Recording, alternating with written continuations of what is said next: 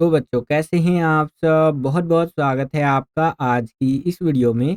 आज का ये वीडियो क्लास 12th के बच्चों के लिए बहुत ज़्यादा ख़ास होने वाला है क्योंकि इस वीडियो में हम लोग देखने वाले हैं बच्चों क्लास 12th का जो आपका होम साइंस का सब्जेक्ट है, हिंदी में बोले तो जो आपका गृह विज्ञान का विषय है, इसका जो आज आपका सीबीएसई का बोर्ड एग्ज़ाम होने वाला है ना, यानी कि 14 मार्च। जी हाँ बच्चों, 14 मार्च 2026 को जो आज आपका बोर्ड का पेपर होगा, तो उसके लिए हम लोग इस वीडियो में सुपर इम्पोर्टेंट क्वेश्चंस देखने वाले हैं। ठीक है, ये मैंने क्वेश्चंस को ना अलग अलग तरह के सैंपल पेपर्स के अंदर से छांट छांट करके निकाला है। ठीक है, तो लास्ट टाइम रिवीजन वाले क्वेश्चंस रहेंगे ये, और बहुत ज़्यादा इंपॉर्टेंट क्वेश्चंस रहेंगे। इन सभी क्वेश्चंस को देख करके जाइए क्योंकि ये बहुत इंपॉर्टेंट है बच्चों। ठीक है, और आज के आपके पेपर में बहुत ज़्यादा हेल्प करेंगे। इससे पहले मैंने आपको 5 सैंपल पेपर करवा दिया है, वो देख करके चले जाइएगा। जितना भी आपको अभी समय मिलता है, सुबह ये 4 बजे के आसपास ये वीडियो प्रीमियर हो रही होगी। ठीक है, और उसके अलावा मैंने वन शॉट का वीडियो भी बना दिया था, तो वो भी देख करके चले जाइएगा। ठीक है, माफ़ी चाहूँगा मैं लाइव नहीं ले पा रहा हूँ क्योंकि तबीयत थोड़ी-सी ठीक नहीं है। ये वीडियो मैं रात को ही शूट कर रहा हूँ और सुबह जब आप ये वीडियो देख रहे होंगे तो मैं नॉर्मली अपना रेस्ट कर रहा हूँगा क्योंकि डॉक्टर ने मुझे रेस्ट करने की सलाह दी है। ठीक है? तो बाकी आपकी हिंदी के पेपर है, अगला हिंदी का एग्ज़ाम है और उसके अगला यहाँ पर हमारा इको वगैरह है, पॉलिटिकल वगैरह है, तो सबकी तैयारी बढ़िया करवा दूँगा। अभी थोड़ा-सा मैं आपका अगला पेपर का ही तैयारी कर रहा हूँगा। जब आप एग्ज़ाम दे रहे होंगे होम साइंस का, तब मैं अगले पेपर के वीडियो पे तैयारी कर रहा हूँ। खैर, तो इस वीडियो में हम लोग यहाँ पर होम साइंस का यहाँ पर जितने भी इंपॉर्टेंट क्वेश्चंस मुझे लगते हैं वो सारा कवर अप करवा दूँगा। पूरा वीडियो देखिएगा और 700 लाइक्स कंप्लीट करवा दीजिएगा। ठीक है? चलिए वीडियो को शुरू करते हैं। एक तरह से ये निचोड़ वाला वीडियो होने वाला है जिसके अंदर पूरे सिलेबस का निचोड़ मैं आपको देने वाला हूँ और इसी में से देखिएगा बहुत सारे क्वेश्चन आएँगे। सैंपल पेपर में से आप मैच कर लीजिएगा। बहुत सारे क्वेश्चन आपके आने वाले हैं। चलिए शुरू करते हैं। देखिए बच्चों, ये बहुत ज़्यादा इंपॉर्टेंट है कि बेटी बचाओ बेटी पढ़ाओ योजना का प्रारंभ किन मंत्रालयों के सहयोग से हुआ। ठीक है, इंग्लिश मीडियम में इस तरह से रहेगा कि Beti Bachao Beti Padhao scheme was started with the corporation of which ministries. तो आपका महिला एवं बाल विकास मंत्रालय, इनका बहुत ज़्यादा सहयोग रहा था, जिस कारण से आपका बेटी बचाओ बेटी पढ़ाओ योजना जो है स्टार्ट किया गया। और ये बेटी बचाओ बेटी पढ़ाओ योजना क्या था कि यहाँ पर लड़कियों को शिक्षा से वंचित ना रखा जाए, क्योंकि देखा जाता है भारतीय समाज के अंदर कि जो बच्चियाँ होती हैं उनको क्या किया जाता है, बोला जाता है कि तुमको तो चूल्हा चौका करना है कि नहीं, घर के काम करने हैं, तुम पढ़ लिख के क्या करोगे। तो ये जब योजना लाई गई थी बेटी बचाओ बेटी पढ़ाओ, तो इसके बाद ये देखा गया कि एक बहुत बड़ा स्पाइक आया वुमेन्स एजुकेशन के अंदर। महिलाओं को भी यानी बच्चियों को भी पढ़ने लिखने के लिए इनकरेज किया गया गवर्नमेंट के द्वारा। और आज के टाइम पे देखा जा सकता है कि आप में से बहुत सारी जो लड़कियां हैं जो पढ़ रही हैं, वो कहीं ना कहीं इस योजना के तहत ही पढ़ रही हैं, जिससे कि अवेयरनेस भी आया। इस योजना को लाने के बाद ना जनता के अंदर अवेयरनेस आया, पेरेंट्स के अंदर अवेयरनेस आया कि भैया जो लड़कियां हैं वो भी पुरुषों के साथ कंधे से कंधा मिला करके चलती हैं, है कि नहीं। तो इस तरह से आप लिख सकते हैं। और स्वास्थ्य मंत्रालय और परिवार कल्याण मंत्रालय के द्वारा इसका स्टार्टिंग किया गया। मानव संसाधन विकास मंत्रालय के द्वारा बेटी बचाओ बेटी पढ़ाओ योजना जो है इसका प्रारंभ किया गया। आप मुझे कमेंट करके बताइए कि यह योजना किस डेट को लाई गई थी और किस ईयर में लाई गई थी। जो भी बच्चा सबसे पहले कमेंट करेगा उसके कमेंट को मैं यहाँ पर हार्ट का यानी दिल का निशान दे दूंगा, यानी कि उसका करेक्ट आंसर होना चाहिए। और साथ ही साथ उसके कमेंट को यहाँ पर मैं पिन भी कर दूंगा बच्चों। ठीक है, सेम यही क्वेश्चन आपका इंग्लिश मीडियम में इस तरह से रहेगा। Beti Bachao Beti Padhao scheme was started with the corporation of which ministries. तो आप यहाँ पर देख सकते हैं बच्चों, ministry of women and child development, ministry of health and family welfare and ministry of human resources development करके, ये आपका करेक्ट आंसर हो जाएगा। नेक्स्ट क्वेश्चन देखिए बच्चों, क्या है कि महिलाओं को परिवार और समाज में पहचान कैसे मिलेगी। जो महिलाएं हैं उनको परिवार में अगर यहाँ पर एक पहचान देना है, समाज में पहचान देना है, तो कैसे दी जा सकती है। तो आंसर इस तरह से लिखेंगे कि हमें अपनी मानसिकता को आधुनिक बनाना होगा। एक जो रूढ़िवादी सोच है ना, उसको दूर करना होगा। जो पुराने जमाने का सोच होता है कि यार महिलाएं क्या ही कर लेंगी, है ना, उनको तो घर ही पे रहना है, चूल्हा चौका करना है। तो इस चीज को हटाना पड़ेगा, इस सोच को हटाना पड़ेगा पूरी तरह से, और यहाँ पर नई सोच को अपनाना पड़ेगा। ठीक है, तभी हम महिलाओं को परिवार और समाज में यहाँ पर पहचान मिला सकते हैं, मतलब दे सकते हैं बेसिकली। ठीक है, और महिलाओं द्वारा किए गए घरेलू कार्यों को आर्थिक गतिविधि के रूप में गिनना। देखिए, जो घर में महिलाएं काम करती है ना, अमूमन उनको आर्थिक गतिविधि के रूप में, इकोनॉमिक एक्टिविटी के रूप में नहीं देखा जाता है, लेकिन बहुत ज्यादा वो आप कह लीजिए इकोनॉमिकली बेनिफिट्स होता है हमारे उस परिवार के अंदर। मान लीजिए कि एक परिवार के अंदर 5 लोग हैं, ठीक है, जिसमें से 2 बच्चे हैं, 3 बच्चे ले लेते हैं हम लोग। ठीक है, 3 बच्चे हैं और एक आपका माता जी है और एक पिताजी है। ठीक है। और तीनों बच्चे बड़े हो चुके हैं, अब तीनों बच्चे काम करते हैं, ठीक है, जिसमें से 2 लड़कियां हैं और 1 लड़का है, तो तीनों काम करते हैं और यहाँ पर पिताजी भी काम करते हैं, ठीक है। तो इन सब का ध्यान रखने के लिए घर पर कौन है? मम्मी जी है कि नहीं? अगर मम्मी इन सब का ध्यान नहीं रखेंगी, इनके लिए खाना बना करके नहीं देंगी, इनके कपड़े नहीं धोएंगी, इनका जो और बेसिक काम होता है वो नहीं करेंगी, तो ये क्या काम कर पाएंगे बाहर जा करके? नहीं कर पाएंगे बच्चों, है कि नहीं? हमारी मम्मी ही ऐसी होती हैं जिनके बारे में हम कुछ भी मतलब अच्छा ही कहेंगे। और खास करके देखिए, एक बेस्ट एग्जांपल आपको मैं देता हूँ। जैसे घर में आपको कोई भी चीज़ नहीं मिलता है ना, चाहे परिवार का कोई भी सदस्य ले लीजिए, अगर किसी को कोई चीज़ नहीं मिलता है तो हम लोग मम्मी को ही तुरंत ढूंढते हैं कि मम्मी ये वाला सामान कहाँ है। जैसे मान लीजिए कि आपका कोई कपड़ा नहीं मिल रहा है, आपका लहंगा, आपका सूट सलवार, ठीक है, या फिर जीन्स वगैरह नहीं मिल रहा है, तो आप किसको ढूंढेंगी? अपनी मम्मी को ही ढूंढेंगी कि मम्मी ये मेरा कपड़ा कहाँ रखा हुआ है। बेशक मम्मी को पता हो या ना हो कि कहाँ पर वो कपड़ा रखा गया है, फिर भी मम्मी आपको बता देती है, वहां पर जाके उस कबर्ड में देख ले, उस वहां पर रस्सी पर देख ले, वहां रखा हुआ है कि नहीं। तो देखिए, जो महिलाएं होती हैं परिवार के अंदर, वो बहुत ज़्यादा इंपॉर्टेंट रोल प्ले करती हैं और उनके द्वारा जो भी घरेलू कार्य किए जाते हैं उनको आर्थिक गतिविधि के रूप में हमें यहाँ पर गिनना चाहिए बच्चों, ठीक है। तभी उनको हम परिवार और समाज में पहचान दिलवा सकते हैं, उनको मिलेगी पहचान, ठीक है। और परिवार के अन्य सदस्यों की घरेलू कार्यों में भागीदारी होती है, जैसे कि मैंने आपको बताया। शिक्षा दर में बढ़ोतरी से, अगर हम महिलाओं की शिक्षा दर को ठीक करें तो इससे उनको यहाँ पर परिवार में और समाज में पहचान मिलेगी बच्चों, ठीक है। समाज की अभिवृत्ति और नजरिए को बदलना होगा कि भैया जो महिलाएं होती हैं वो क्या करती हैं, खाली घर का चूल्हा चौका तो करती हैं, है कि नहीं, वो आगे नहीं बढ़ सकती हैं। तो इस तरह का जो सोच है ना, उसको बदलने की जरूरत है। उच्च पद पर महिलाओं की नियुक्ति करनी चाहिए हमें यहाँ पर, जैसे IAS, IPS, IRS, ऐसे ऐसे बड़े बड़े जो पद है यहाँ पर महिलाओं को हमें नियुक्त करना चाहिए। आज देख सकते हैं आप, बहुत सारी महिलाएं जो है ऐसे बड़े बड़े पदों पर है, ठीक है, और उनको परिवार और समाज में यहाँ पर पहचान मिल भी रही है कि नहीं। तो इसी तरह से आंसर आपको लिखना है बच्चों। सेम यही क्वेश्चन इंग्लिश मीडियम में इस तरह से रहेगा, how will women get recognisation in family and society. तो आंसर आपको इस प्रकार से लिखना है बच्चों। वीडियो पॉज करके आप रीड कर लीजिए, जो भी क्वेश्चन हम डिस्कस कर रहे हैं बहुत ज्यादा इंपॉर्टेंट है बच्चों, ठीक है। नेक्स्ट क्वेश्चन देखिए भैया, गृहिणी से संबंधित है, ये इंपॉर्टेंट है, ध्यान से समझिएगा कि गृहिणियां कौन होती हैं, परिवार की अर्थव्यवस्था में एक गृहिणी का क्या योगदान देखने को मिलता है बच्चों, और महिलाओं द्वारा किए गए घरेलू कार्यों को आर्थिक योगदान और उत्पादन गतिविधि की तरह क्यों महत्व देना चाहिए। तो आंसर इस तरह से आप लिखेंगे, वे महिलाएं जो मुख्य रूप से घर पर रह करके परिवार की देखभाल करती हैं, वह घर का दायित्व संभालती है, गृहिणी कहलाती हैं, ठीक है। गृहिणी की डेफिनेशन क्या होगी कि वे महिलाएं, वो वुमेन्स जो मुख्य रूप से घर पर रह करके परिवार की देखभाल करती हैं और घर का दायित्व संभालती है, पूरे घर को संभालती है, वही गृहिणी कहलाती है। एक घर को घर बनाने का जो काम होता है ना, वो गृहिणी ही करती है। अगर किसी घर में कोई महिला नहीं है, कोई गृहिणी नहीं है, तो वो घर घर नहीं होता है, ईंट और पत्थर से बना हुआ बस एक स्ट्रक्चर होता है बच्चों, ऐसा कहा जाता है, ठीक है। वे घर में निम्न कार्य करती हैं, परिवार के भरण पोषण का कार्य करती हैं, परिवार के सदस्यों को सहयोग व योगदान देती हैं जिससे कि वो अपना काम दक्षता से कर सके। जैसे आप अपना एग्जाम देने जाएंगी होम साइंस का, आप में से बहुत सारी लड़कियां होंगी जो अपना एग्जाम देने जाएंगी, ठीक है। तो ऐसा देखा जाता है कि मम्मी ही आपके बाल वाल बनाती है, आपके लिए आपका जो स्कूल का ड्रेस होता है वो अलग करके रखती हैं, सुबह सुबह नाश्ता बना देती हैं आपके लिए, है कि नहीं, ताकि आप अपना जो काम है वो और अच्छे से कर सके, ठीक है। तो यह गृहिणी का एक अहम रोल होता है बच्चों, ठीक है, या एक योगदान कह सकते हैं आपको लेकर के, परिवार के सदस्यों को लेकर के। घरेलू कार्य व परिवार के संसाधनों में योगदान देखने को मिलता है, संसाधनों की पूर्ति विवेकपूर्ण प्रयोग द्वारा करना, इसके अंदर हमें योगदान देखने को मिलता है। इस तरह से आंसर आप लिख सकते हैं। वीडियो अगर आपको पसंद आ रहा है तो वीडियो को लाइक करते चलिए बच्चों, जितना ज्यादा वीडियो को आप लाइक करते हैं उतना ज्यादा हमारा मोटिवेशन बढ़ता है और वीडियोस को बनाने के लिए। आगे चलते हैं, सेम यही क्वेश्चन इंग्लिश मीडियम में इस तरह से रहेगा, ये आप अपनी स्क्रीन पर देख सकते हैं, और आंसर आपको इस प्रकार से लिखते हुए चलना है बच्चों, ठीक है। चलिए, परफेक्ट।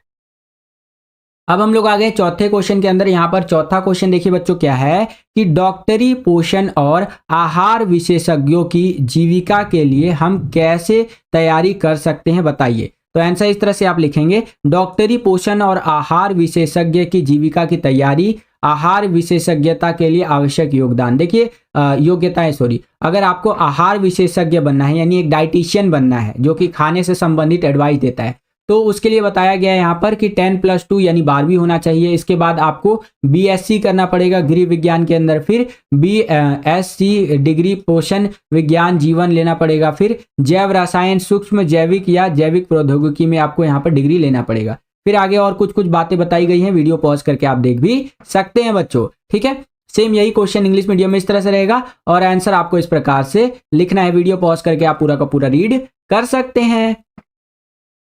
चलिए अब हम लोग आ गए हैं 5वें क्वेश्चन के अंदर। 5वां क्वेश्चन देखिए क्या है कि ग्रामीण और शहरी गरीबों को गरीबी कम करने के उपाय बताइए। जो लोग गांव में रहते हैं और जो लोग शहर में रहते हैं, इन दोनों जगह पर जो गरीब लोग रहते हैं उनकी गरीबी को कैसे कम किया जा सकता है। ठीक है, कैसे उनकी पॉवर्टी को रिड्यूस किया जा सकता है। तो आंसर आप इस प्रकार से लिखेंगे कि रोजगार परक योजनाएं द्वारा हम लोग कर सकते हैं, जन वितरण प्रणाली के द्वारा कर सकते हैं, भूमि सुधार कार्यक्रम लागू कर सकते हैं, है कि नहीं। देखिए रोजगार मिलेगा तो लोगों के पास पैसा आएगा, पैसा आएगा तो वो अच्छा खासा अपना यहाँ पर गरीबी को दूर कर सकते हैं। ठीक है, जो पब्लिक डिस्ट्रीब्यूशन है जिसके अंदर लोगों को यहाँ पर चावल गेहूं वगैरह दिया जाता है, उस चीज को ठीक किया जा सकता है, भूमि को सुधारा जा सकता है, स्वास्थ्य और परिवार कल्याण में सुधार कर सकते हैं हम लोग। खाद्य पदार्थों में जो मिलावट होती है जिससे बहुत सारे लोग बीमार पड़ते हैं, तो इस मिलावट को हम कम कर सकते हैं। आधारभूत पोषण की जानकारी दे सकते हैं जिस कारण से लोग यहाँ पर पोषण से संबंधित चीजों को ध्यान दे और बीमार कम पड़े,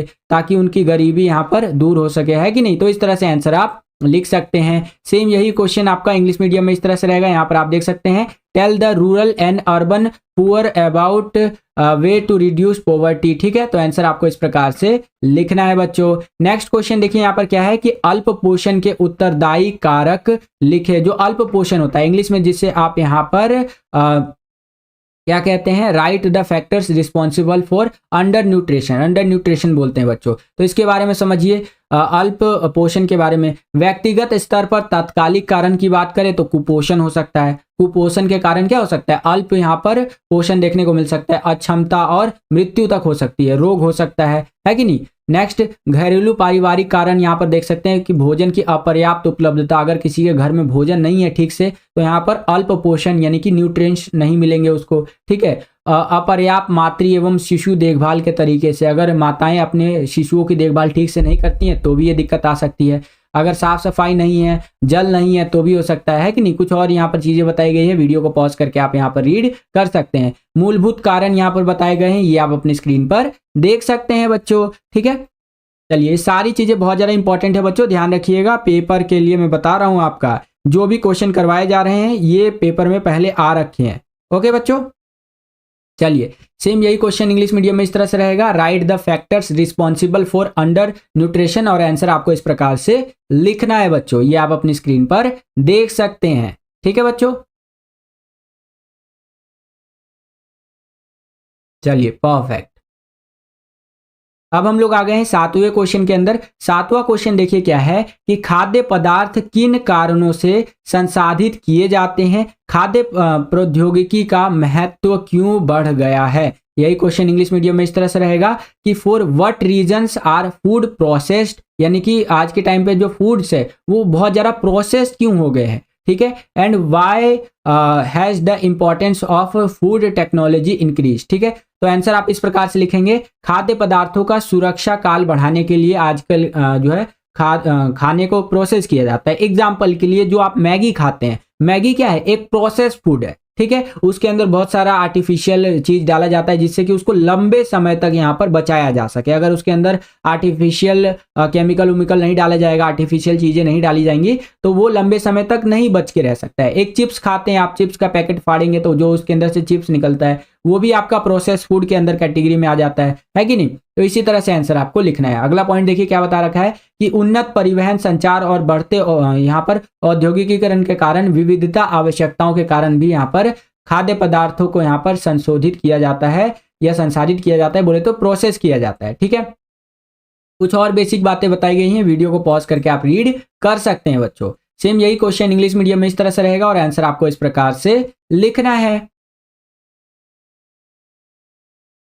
चलिए अब हम लोग आ गए हैं 8वें क्वेश्चन के अंदर। यहाँ पर 8वां क्वेश्चन देखिए क्या है कि स्वास्थ्य और कल्याणकारी संकल्पनाओं को ध्यान में रखते हुए उदाहरण सहित समझाइए कि खाद्य वैज्ञानिक संसाधित और पैक किए हुए खादों के यहाँ पर खानों को बढ़ाने के किस प्रकार प्रयास कर रहे हैं। ठीक है, तो आंसर आपको इस प्रकार से लिखना है बच्चों। जैसे खाद्य पदार्थों या मसालों में जिन पोषक पदार्थों की कमी होती है उन्हें मिलाकर खाद्य पदार्थों का प्रबलीकरण किया जाता है, जिससे यह सुनिश्चित हो जाता है कि आहार की न्यूनतम आवश्यकता पूरी हो जा रही है। जैसे आयोडीन युक्त नमक को हम लोग यहाँ पर मिलाते हैं, है कि नहीं।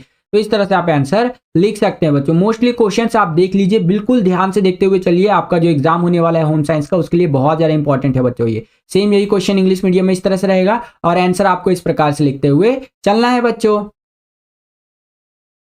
चलिए परफेक्ट। अब हम लोग आ गए हैं 9वें क्वेश्चन के अंदर। यहाँ पर 9वां क्वेश्चन देखिए क्या है कि खाद्य संकट कितने प्रकार के होते हैं। मैंने पहले भी डिस्कस कर रखा है आपसे। खाद्य संकट 3 प्रकार के होते हैं। पहला होता है भौतिक संकट। अब ये क्या होता है जी, यह कोई भी भौतिक पदार्थ हो सकता है जो सामान्य खाद्य पदार्थों में नहीं पाया जाता है। ठीक है, तो ये भौतिक संकट के अंदर आ जाएगा। खाद्य संकटों में अगर आप लिखेंगे तो ये चीज लिख सकते हैं और रोग उत्पन्न कर सकता है। मान लीजिए कि एक खाने वाला चीज है आपके पास कटोरी में रखा हुआ है, उसके अंदर लकड़ी है, ठीक है, पत्थर है, कीट है, कीड़ा है, मतलब कि बाल है, तो ये रोग उत्पन्न कर सकता है। ठीक है, और सामान्य रूप से ये खाने में नहीं डाला जाता है। ठीक है, तो ये खाद्य संकटों की बात करें तो भौतिक संकट के अंदर आ जाएगा। नेक्स्ट रासायनिक संकट। अब ये क्या होता है जी, ये कोई रासायनिक या हानिकारक पदार्थ होता है जो खाद्यों में प्राकृतिक रूप से पाए जाते हैं या जाने अनजाने में मिल जाते हैं। उदाहरण के लिए कीटनाशक हो गया आपका, परिरक्षक, खाद्य रंग इत्यादि, जो हम आर्टिफिशियल यहाँ पर कलर वगैरह मिला देते हैं। ठीक है, ये रासायनिक संकट के अंदर आप लिख सकते हैं। अगला है जैविक संकट। ये क्या होता है, इसमें विभिन्न जीवधारी शामिल होते हैं जिसमें सूक्ष्म जीव और आपका सम्मिलित होते हैं। ये सूक्ष्म जीवी रोग उत्पन्न कर सकते हैं। कई बार बैक्टीरिया कीटाणु लग जाता है खाने के अंदर, है कि नहीं, तो उससे भी दिक्कत हो जाता है बच्चों। ठीक है, सेम यही क्वेश्चन इंग्लिश मीडियम में इस तरह से रहेगा, how many types of food crisis can be there भी। ठीक है, तो आंसर आपको इस प्रकार से लिखना है। जैसे फिजिकल हैजार्ड हो गया आपका, केमिकल हैजार्ड हो गया और बायोलॉजिकल हैजार्ड्स हो गए। ये आप अपनी स्क्रीन पर देख सकते हैं बच्चों। नेक्स्ट क्वेश्चन देखिए यहाँ पर क्या है, 10वां क्वेश्चन, कि खाद्य सुरक्षा और गुणवत्ता एक वैश्विक मुद्दा क्यों है, स्पष्ट रूप से समझाइए। इंग्लिश मीडियम में यही क्वेश्चन इस तरह से रहेगा कि why is food safety and quality a global issue, explain clearly. ठीक है, तो आंसर इस प्रकार से लिखना है कि वैश्विक स्तर पर खाद्य जनित रोग सार्वजनिक स्वास्थ्य संबंधी प्रमुख समस्या है। आज के टाइम पे ये देखा जाता है कि खाने से संबंधित बहुत ज्यादा रोग हो गया है।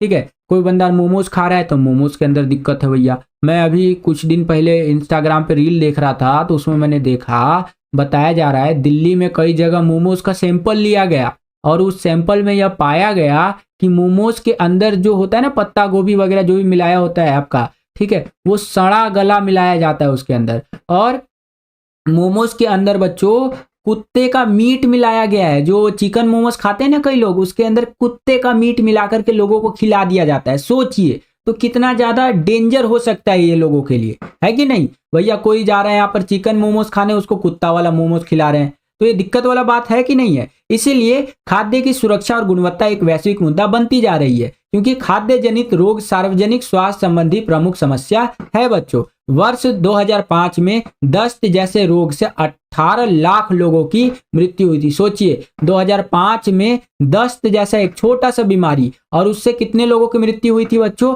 18 लाख। सोचिए। अगला, राष्ट्रीय परिवार स्वास्थ्य सर्वेक्षण 2015-16 के अनुसार 5 वर्ष से कम आयु वाले बच्चों में प्रति वर्ष दस्त के 30 करोड़ से अधिक मामले आए हैं। सोचिए। और खाद्य जनित रोगों से व्यापार और पर्यटन को भी नुकसान पहुंचा है, जिसके कारण धनार्जन में हानि हुई है। ठीक है, धन को अर्जन हम नहीं कर पा रहे, क्योंकि भैया यहाँ पर लोग जब बीमार पड़ेंगे तो खर्चा ज्यादा होगा, बेरोजगारी बढ़ेगा, ठीक है, मुकदमेबाजी बढ़ती है तथा आर्थिक विकास में रुकावट देखने को मिलती है बच्चों। सेम यही क्वेश्चन इंग्लिश मीडियम में इस तरह से रहेगा, why is food safety and quality a global issue, explain clearly. तो आंसर आपको इस प्रकार से लिखना है। चलिए नेक्स्ट क्वेश्चन देखिए यहाँ पर क्या है कि ECCE के मूल उद्देश्य क्या है, ये किसके द्वारा यहाँ पर दिए गए हैं। ठीक है, तो आंसर इस तरह से लिखेंगे कि ECCE के मूल उद्देश्य राष्ट्रीय पाठ्यचर्या की रूपरेखा 2005 द्वारा दिए गए हैं और इसके मूल उद्देश्यों की बात करें तो इसमें बच्चों का समग्र विकास, जिससे वह अपनी यहाँ पर दक्षता पहचान सके, ये आ जाता है कि भैया बच्चे का ओवरऑल डेवलपमेंट हो, ताकि वो अपना जो पावर है उसको पहचान सके। औपचारिक विद्यालय जाने के लिए बच्चे को तैयार किया जा सके और बच्चों और महिलाओं के लिए सहायक सेवाएं प्रदान की जा सके, ये इसके मूल उद्देश्य है बच्चों। सेम यही क्वेश्चन इंग्लिश मीडियम में इस तरह से रहेगा और आंसर आपको इस प्रकार से लिखते हुए चलना है। 13वां क्वेश्चन देखिए बच्चों, यहाँ पर क्या है कि हम ECCE में जीविका के लिए किस प्रकार तैयारी कर सकते हैं, वर्णन कीजिए। तो आंसर आपको इस प्रकार से लिखना है, प्रारंभिक बाल्यावस्था देखभाल और शिक्षा में जीविका के अवसर देख सकते हैं, जैसे नर्सरी स्कूल में शिक्षक हो गया, शिशु देखभाल केंद्र और दिवस देखभाल केंद्र में देखभाल करता हो गया। इस तरह से आप आंसर लिख सकते हैं बच्चों, ठीक है। शैक्षणिक योग्यताएं यानी एजुकेशनल क्वालिफिकेशन बता रखा है, ये आप अपनी स्क्रीन पर देख सकते हैं। इंग्लिश मीडियम में इस तरह से रहेगा क्वेश्चन और आंसर इस प्रकार से आपको लिखते हुए चलना है बच्चों। चलिए परफेक्ट।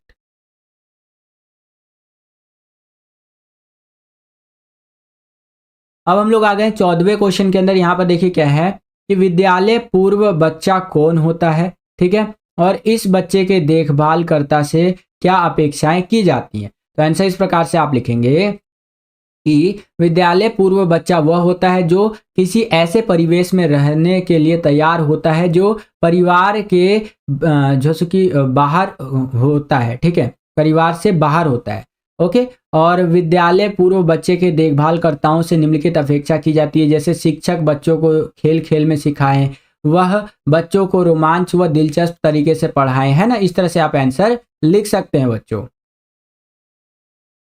सेम यही क्वेश्चन इंग्लिश मीडियम में इस तरह से रहेगा और आंसर आपको इस प्रकार से लिखना है बच्चों। चलिए परफेक्ट। नेक्स्ट क्वेश्चन देखिए, बच्चों युवाओं वृद्ध जनों के लिए अपना निजी संस्थान खोलने की योजना बनाने वाले किसी व्यक्ति को आप क्या सलाह देंगे। तो आंसर इस प्रकार से आप लिखेंगे, बच्चों युवाओं और वृद्ध जनों के बारे में जानकारी अर्जित करना और उनके प्रति समझ विकसित करना, ये सलाह देंगे। और स्पष्ट और पूर्ण संकल्पना की उसका लक्ष्य क्या है और संगठन किस प्रकार लक्षित समूह की आवश्यकताओं को पूरा करने में योगदान देगा, ये देंगे, है कि नहीं। इस तरह से आंसर आप लिख सकते हैं, ठीक है। चलिए सेम यही क्वेश्चन इंग्लिश मीडियम में इस तरह से रहेगा और आंसर इस प्रकार से आपको लिखते हुए चलना है बच्चों। पहला क्वेश्चन है, वस्त्रों पर सरल रेखाएं 3 प्रकार की होती हैं, ठीक है जी। प्रत्येक प्रकार का नाम और एक विशेषता लिखिए, ठीक है। तो वस्त्रों के ऊपर जो यहाँ पर आपका सरल रेखाएं होती है, सिंपल लाइंस होती है क्लॉथ्स के ऊपर, वो 3 तरह की होती है। हर एक तरह के लाइन के बारे में आपको बताना है और उसकी एक विशेषता भी बतानी है बच्चों, ठीक है। तो चलिए यहाँ पर देख लेते हैं। सरल रेखाएं 3 प्रकार की होती हैं। पहला होता है ऊर्ध्वाधर या लंबवत रेखाएं, ये लंबाई का आभास देती हैं। ये जो रेखाएं होती हैं वस्त्रों के ऊपर किसका आभास देती है, ये लंबाई का आभास देती हैं बच्चों, ठीक है। अगला होती है क्षैतिज रेखाएं, ये चौड़ाई का आभास देती है, ठीक है। और तीसरा होता है तिरछी या विकर्ण रेखाएं, ये रेखाएं कोण की कोटि और दिशा पर निर्भर करते हुए चौड़ाई और लंबाई को बढ़ाती या घटाती है बच्चों। तो इस तरह से आंसर आप लिख सकते हैं। सेम यही क्वेश्चन आपका इंग्लिश मीडियम में इस तरह से रहेगा। ये आप अपनी स्क्रीन पर देख सकते हैं कि there are 3 type of simple lines on cloth, name each type and write 1 characteristic, ठीक है। तो आंसर आपको इंग्लिश मीडियम में कुछ इस प्रकार से लिखना है बच्चों, ओके।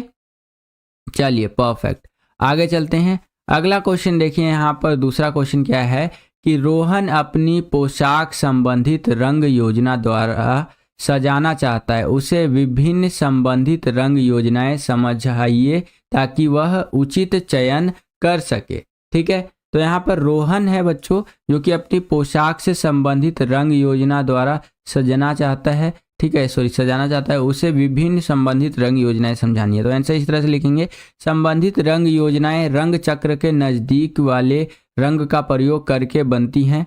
इनमें कम से कम एक सामान्य मतलब एक रंग सामान्य होता है और संबंधित रंग योजनाएं 4 प्रकार की होती है। संबंधित जो रंग योजनाएं होती हैं बच्चों, ये 4 प्रकार की होती है। कितने प्रकार की होती है, 4 टाइप्स की होती है, ठीक है। चलिए, तो यहाँ पर पहला होता है एक वर्णी सुमेल। ये क्या होता है जी, यह रंग योजना एक रंग पर आधारित होती है। इसमें एक रंग विभिन्न मान एवं तीव्रता के रूप में प्रयोग होता है, जैसे लाल, गुलाबी, मेहरून। ठीक है, तो ये एक वर्णी सुमेल होता है बच्चों। ठीक है, इंपॉर्टेंट है, ध्यान रखिएगा। अगला होता है अवर्णी सुमेल। ये क्या होता है जी, इसको देखिए। इस रंग योजना में केवल उदासीन रंगों का प्रयोग किया जाता है, जैसे आपका यहाँ पर सफेद और काला, ये अवर्णी सुमेल के अंदर आता है। इसमें क्या होता है ना कि उदासीन जो रंग होते हैं ना, उन्हीं का इस्तेमाल यहाँ पर केवल किया जाता है बच्चों। अगला होता है हमारा यहाँ पर विशिष्टतापूर्ण उदासीन सुमेल। अब ये क्या होता है जी, इस रंग योजना में एक उदासीन रंग व एक अन्य रंग का प्रयोग किया जाता है, जैसे सफेद रंग का, लाल रंग का, काला रंग का, पीला रंग का, इन सब का इस्तेमाल विशिष्टतापूर्ण उदासीन सुमेल में किया जाएगा। अगला अनुरूप सुमेल। अब ये क्या होता है जी, इसको देखिए। इस रंग योजना में वर्णन चक्र के समीप के 2 या 3 रंगों का प्रयोग किया जाता है, जैसे पीला, हरा और हरा, इस तरह से करके यहाँ पर बताया गया है। ठीक है बच्चों, लगभग 44 बच्चे वॉचिंग पर है। मैं आपको ना एक व्हाट्सएप नंबर दे रहा हूँ बच्चों। ठीक है, इस व्हाट्सएप नंबर पे आपको अपना पेपर सेंड करना है। जो भी बच्चे आज पेपर देने जाएंगे ना, तो अपना जो पेपर आपको भेजना है इस व्हाट्सएप नंबर पर भेजना है बच्चों। मैं आपको व्हाट्सएप नंबर दे देता हूँ, मुझे 1 मिनट का टाइम दीजिए। ठीक है, तब तक आप इंग्लिश मीडियम में देख लीजिए कैसे इसका आंसर रहेगा, कैसे क्वेश्चन रहेगा। ओके बच्चों, आपको मैं एक व्हाट्सएप नंबर दे देता हूँ ताकि आप व्हाट्सएप करके मुझे बता सकें अपना, क्योंकि मेरे पास ना पेपर नहीं मिल नहीं पाएगा मुझे, क्योंकि मेरे इधर ना बच्चे नहीं हैं होम साइंस के। ठीक है, तो अगर आपको अपना आंसर की चाहिए, आप चाहते हैं कि हम इसका आंसर की बनाएं, तो डेफिनेटली आप मुझे पेपर सेंड कर सकते हैं इस व्हाट्सएप नंबर के ऊपर बच्चों। मैं आपको व्हाट्सएप नंबर दे देता हूं एक। ठीक है, पीडीएफ बना करके भेजिएगा, ध्यान रहे बच्चों। अगर आप पीडीएफ बना करके भेजेंगे अच्छे से बिल्कुल, तो मैं आपके लिए यहाँ पर कोशिश करूँगा कि इसका आंसर की बना दूँ बच्चों। 51 बच्चे वॉचिंग पर है, लाइक की संख्या है केवल 18, तो लाइक बढ़ाइए बच्चों। आपका एक लाइक हमें बहुत ज़्यादा मोटिवेट करता है बच्चों, इसी तरह के लाइव स्ट्रीम लेने के लिए। सेम यही क्वेश्चन इंग्लिश मीडियम में इस तरह से रहेगा, यहाँ पर आप देख सकते हैं, और आंसर आपको इस प्रकार से लिखते हुए चलना है। ये आप अपनी स्क्रीन पर देख सकते हैं बच्चों। ठीक है, 61 बच्चे वॉचिंग पर है, लाइक की संख्या बहुत कम है। एटलीस्ट यहाँ पर 100 लाइक तो करवा ही दीजिए। लीजिए 1000 हो गया 100 लाइक करवा दीजिए यहाँ पर कम से कम। 100 लाइक अगर मिनिमम हो जाता है तो इससे मोटिवेशन बना रहेगा। ठीक है, तीसरा क्वेश्चन देखिए क्या है कि विक्रय और संवर्धन प्रभाग के कार्य बताएं। ठीक है, तो इसके क्या कार्य होते हैं, तो विक्रय बढ़ाने के लिए विज्ञापन बनाने के कार्य इनके होते हैं। ठीक है, और दृश्य व्यापार क्या काम इनका होता है, विशेष कार्यक्रमों का प्रबंधन ये देखते हैं, आयोजन, प्रचार व जनसंपर्क का कार्य ये देखते हैं। ठीक है, सेम यही क्वेश्चन इंग्लिश मीडियम में इस तरह से रहेगा कि what are the functions of sales and promotion division. तो आपका इस तरह से आंसर आपको लिखना है, जैसे कि नाम से ही पता चल रहा है सेल्स एंड प्रमोशन डिवीजन है, तो सेल्स से रिलेटेड जो भी मसला होगा सारा यही यहाँ पर देखेंगे, है कि नहीं। हाँ बिल्कुल सर जी, जल्दी जल्दी समझा दो। बिल्कुल बिल्कुल, तो सारा का सारा चीज यही देखेंगे, सेल वगैरह से रिलेटेड आप यहाँ पर देख सकते हैं बच्चों। चलिए परफेक्ट। चौथा क्वेश्चन देखिए यहाँ पर क्या है कि फैशन व्यापार में क्रय एजेंसी की क्या भूमिका होती है। तो इसको ध्यान से समझिएगा, ये काफी ज्यादा इंपॉर्टेंट है, पेपर में आने की संभावना है बच्चों। तो यहाँ पर देखिए फैशन व्यापार में क्रय एजेंसी की भूमिका। क्रय एजेंसी वस्तु के क्रय के लिए परामर्शकर्ता का कार्य करता है। ठीक है, जो क्रय एजेंसी होता है बच्चों, जो भी वस्तु का क्रय किया जाता है, क्रय मतलब कि खरीदना एक तरह से। ठीक है, तो उसके लिए एडवाइस देने का काम करता है। एक क्रय एजेंसी के निम्नलिखित उत्तरदायित्व होते हैं। ठीक है, एक क्रय एजेंसी जो होता है बच्चों, एक परचेजिंग एजेंसी जो होता है, उसके निम्नलिखित यहाँ पर उत्तरदायित्व होते हैं, जैसे विक्रेता की पहचान करना, भैया बेचना किसको है माल वो देखना। ठीक है, मूल्य का मोल भाव करना। ओके, अगला वस्त्र बनते समय गुणवत्ता की जांच करना, अगर कोई कपड़ा बन रहा है तो उसकी क्वालिटी कैसी है उसकी जांच करना। लदान पूर्व गुणवत्ता की जांच करना कि भैया यहाँ पर क्वालिटी वगैरह सब कुछ परफेक्ट है कि नहीं है, चंगा है कि नहीं है, तो सारी चीज़ें देखना बच्चों।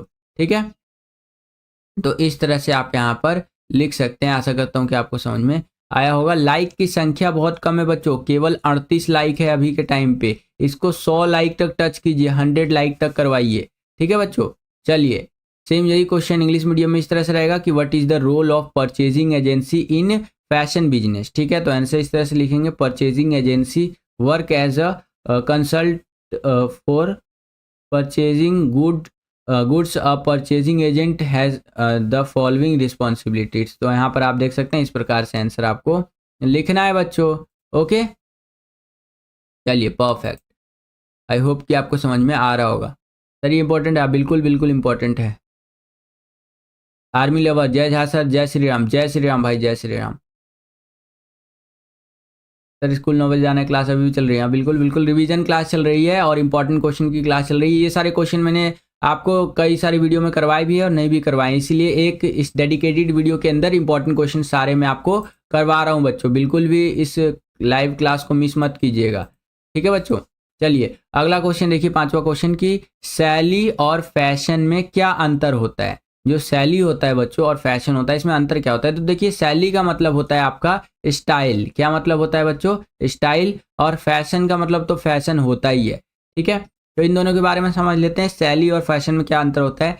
शैली जो होता है बच्चों, वो परिधान की अथवा उसकी सहायक सामग्री की विशेष दिखावट को कहते हैं, ठीक है। शैली क्या होता है, वो परिधान अथवा उसकी सहायक सामग्री की विशेष दिखावट को कहते हैं। स्टाइल अलग हो सकता है, हर एक ब्रांड के कपड़े का स्टाइल अलग होता है, हर एक ब्रांड की चीज़ों का स्टाइल अलग हो सकता है, ठीक है। और अगर फैशन की बात करें तो फैशन क्या होता है, एक या अनेक शैलियाँ जो किसी काल अवधि में सबसे अधिक प्रचलित हो, फैशन कहलाती हैं। फैशन में आपका शैली आता है और चलती जाती है, ठीक है। तो फैशन में क्या होता है, आप देखेंगे कि टाइम टू टाइम पे यहाँ पर चीज़ें बदलती रहती है, फैशन बदलता रहता है। जैसे अभी के टाइम पे मान लीजिए कि एक लहंगा है, इस लहंगे का प्रचलन ज़्यादा है, तो फिर कुछ टाइम बाद वो लहंगे का प्रचलन यानी पॉपुलैरिटी गिर जाएगा, नया लहंगा आ जाएगा, नई साड़ी आ जाएगी, नया सूट आ जाएगा, है कि नहीं। तो इस तरह से नया कपड़े का फैशन आता रहता है, ठीक है। स्टाइल बदलते रहते हैं, स्टाइल यहाँ पर फैशन के अकॉर्डिंग बदल सकता है, ठीक है। और अगर प्रॉपर स्टाइल की बात करें तो वो अलग चीज़ हो जाता है। ओके, चलिए सेम यही क्वेश्चन आपका इंग्लिश मीडियम में इस तरह से रहेगा।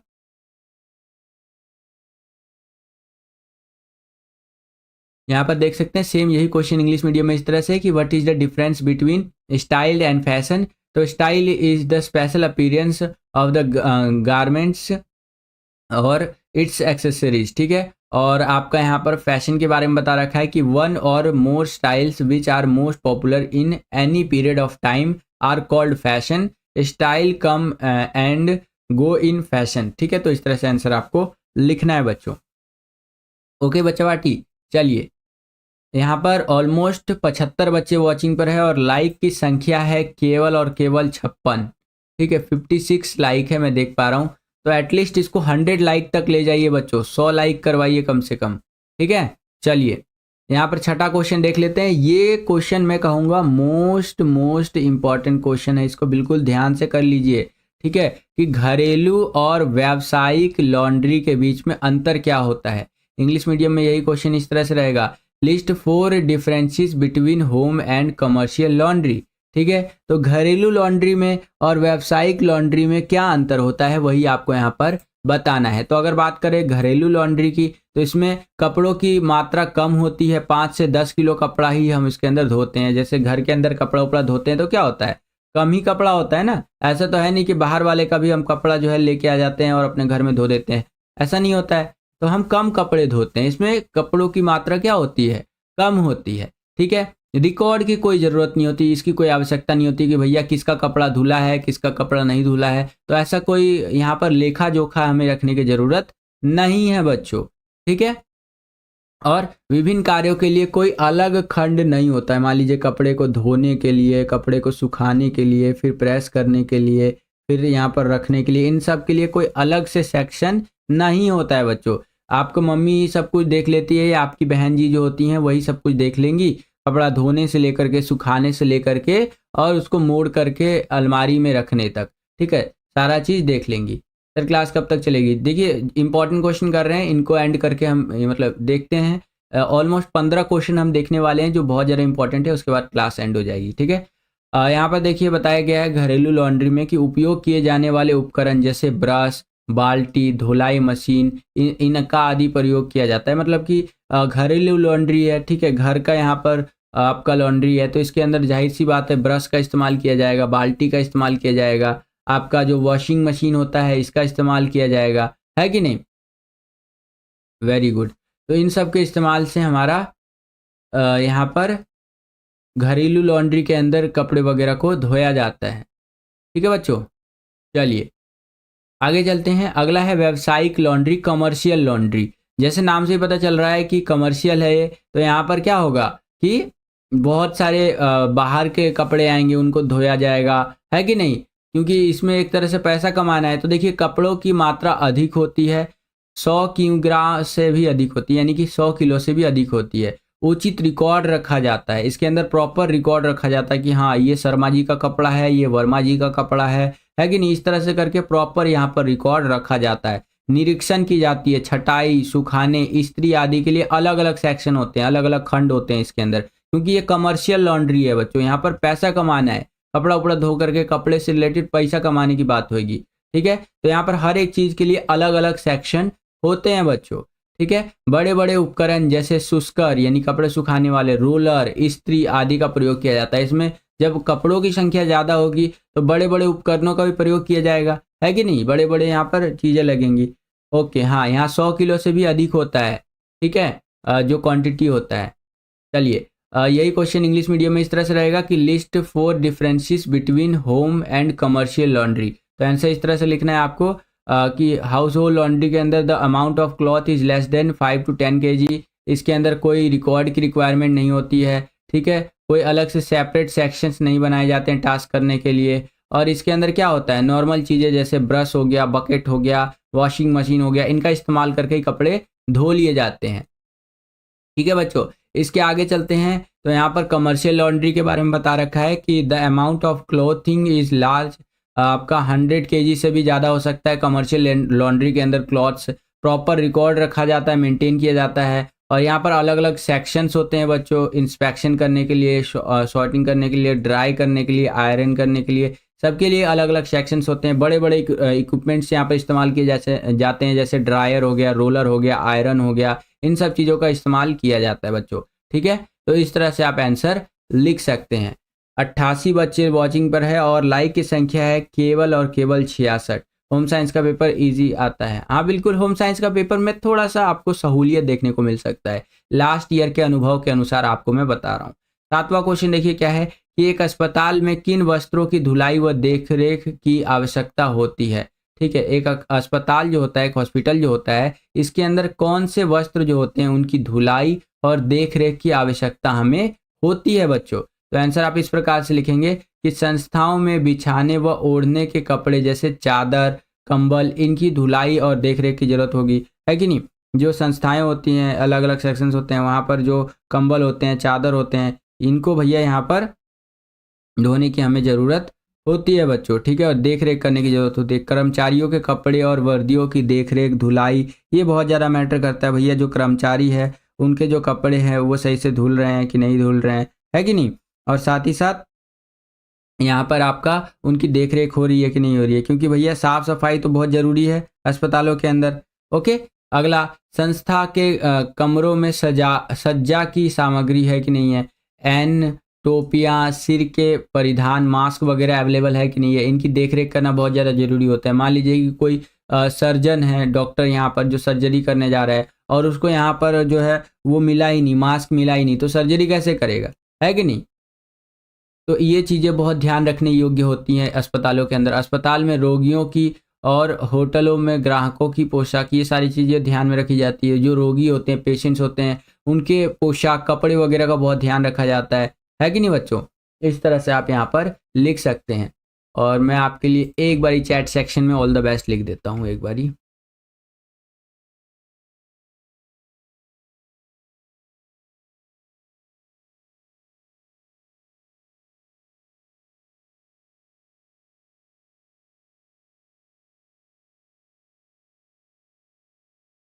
चलिए मैं भी आपको ऑल द बेस्ट विश कर देता हूँ बच्चों।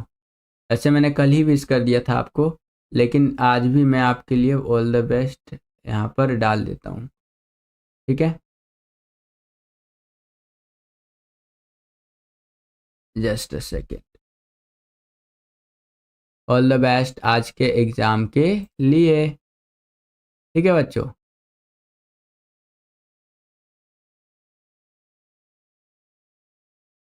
चलिए पिन कर देते हैं इस मैसेज को। ओके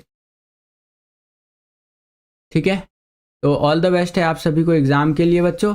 आगे चलते हैं, डिस्कस कर रहे थे हम लोग। हाँ, तो इन चीज़ों की ज़रूरत होती है। रसोई घर का कपड़ा जो होता है इसकी देखभाल करनी बहुत ज़्यादा ज़रूरी है भैया। रसोई घर में कपड़ा पहने या गंदा पहन लिए, और गंदा कपड़ा पहनेंगे तो खाने में दिक्कत होगी, और खाने में दिक्कत होगी तो भैया यहाँ पर ओवरऑल दिक्कत हो जाएगा। कुछ अन्य सामग्री जैसे पर्दा, मेज पोश, इन सबको भी देखभाल करना बहुत ज़्यादा ज़रूरी होता है अस्पतालों के अंदर बच्चों। तो इस तरह से आंसर आप लिख सकते हैं। ठीक है, चलिए परफेक्ट। ये सेकंड बुक के इंपॉर्टेंट क्वेश्चन है बच्चों। फर्स्ट बुक के अगर आपने इंपॉर्टेंट क्वेश्चन की वीडियो नहीं देखी है तो उसका लिंक आपको डिस्क्रिप्शन बॉक्स में मिल जाएगा, उस पर क्लिक करके फर्स्ट बुक के इंपॉर्टेंट क्वेश्चन जरूर देख लीजिएगा बच्चों। ठीक है, चलिए सेम यही क्वेश्चन इंग्लिश मीडियम में इस तरह से रहेगा कि which clothes require washing and care in a hospital. तो आंसर आपको इस प्रकार से लिखते हुए चलना है बच्चों। वीडियो पॉज करके आप पूरा का पूरा रीड कर सकते हैं। 91 बच्चे वॉचिंग पर है और लाइक की संख्या है केवल और केवल 78। तो लाइक की संख्या बढ़ाइए, इस 78 लाइक को यहाँ पर कम से कम 100 लाइक तो करिए दीजिए। ये हमारा एकदम मिनिमम टारगेट है बच्चों। ठीक है, 78 लाइक को 100 लाइक तक लेकर के जाइए। थोड़ा अंगूठा को कष्ट दीजिए, क्या दिक्कत है कि नहीं। चलिए अब हम लोग आ गए हैं 8वें क्वेश्चन के अंदर। यहाँ पर देखिए क्या है कि होटल में प्रमुख कार्यालय का क्या महत्व है। What is the importance of head office in a hotel. तो आंसर इस तरह से लिखेंगे कि प्रमुख कार्यालय यह विभाग है जहां अतिथि का आगमन होता है और यह पहली बार अतिथि उद्योग के कर्मचारी के संपर्क में आता है। ठीक है, प्रमुख कार्यालय किसी भी होटल का केंद्र बिंदु होता है। किसी भी होटल का सेंटर पॉइंट अगर देखा जाए तो आपका हेड ऑफिस ही होता है बच्चों, क्योंकि संगठन और अतिथि और संगठन के बीच अच्छे संबंध विकसित करने और संगठन की अच्छी छवि बनाने के लिए अतिथि और संगठन के बीच पारस्परिक संपर्क अत्यंत महत्वपूर्ण होता है। ठीक है, और अतिथि चक्र सामान्यतः प्रमुख कार्यालय के क्षेत्र में आता है। जो अतिथि चक्र होता है बच्चों आपका, वो इसी के अंडर में आता है। ठीक है, जिसको इंग्लिश में आप क्या बोलते हैं, the guest cycle generally falls within the head office area. ठीक है, तो इस तरह से आंसर आप लिख सकते हैं।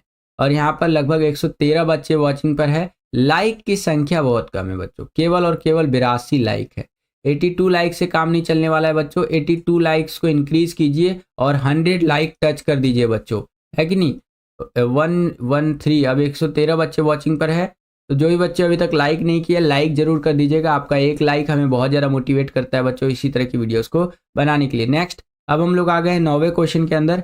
9वां क्वेश्चन देखिए बच्चों, यहाँ पर क्या है कि उपभोक्ता शिक्षा का महत्व बताइए। जो कंज्यूमर एजुकेशन होता है उसका महत्व बताना है। और उपभोक्ता कौन है, कंज्यूमर कौन है, हम लोग है बच्चों। ठीक है, हम लोग क्या करते हैं, जो प्रोडक्ट आता है कंपनियों की तरफ से उनको कंज्यूम करते हैं, खरीदते हैं और उसका इस्तेमाल करते हैं बच्चों। ठीक है, तो अगर हम लोग एजुकेटेड रहेंगे तो उससे क्या फायदा देखने को मिलेगा। तो उपभोक्ता को सही वस्तु खरीदने के लिए शिक्षित करना। अगर हम लोग यहाँ पर एजुकेटेड रहेंगे प्रोडक्ट्स को लेकर के, उनकी क्वालिटीज़ को लेकर के, कौन सा सामान खरीदना चाहिए कौन सा नहीं खरीदना चाहिए, तो इससे हम अच्छी चीज़ों को ही खरीद सकेंगे बच्चों। ठीक है, खराब चीज़ों को टाटा बाय बाय कर देंगे। उपभोक्ता को अच्छी गुणवत्ता का सामान खरीदने का सही निर्णय लेने में सहायता करता है। अगर हम लोगों को प्रॉपर नॉलेज होगा हर एक चीज़ के बारे में तो हम राइट चीज़ परचेज करेंगे, है कि नहीं। अगर हमें प्रॉपर नॉलेज होगा तो हम बिल्कुल राइट चीज़ यहाँ पर परचेज करेंगे बच्चों। मान लीजिए कि आपको एक यहाँ पर नमक का पैकेट ही बाय करना है, खरीदना है, तो आप देख के करेंगे कि हाँ ये नमक के अंदर आयोडीन है कि नहीं है, वगैरह वगैरह सारी चीज़ें आप यहाँ पर चेक करके ही खरीदेंगे। ठीक है, उपभोक्ता को अपने अधिकारों व दायित्वों की जानकारी देना। उपभोक्ता यहाँ पर अगर अपने अधिकारों के बारे में जानेगी, अपने दायित्वों के बारे में जानेगी तो और भी बेहतर तरीके से वह मार्केट में परफॉर्म कर सकेगी। ठीक है, तो ये आप यहाँ पर लिख सकते हैं बच्चों। चलिए परफेक्ट।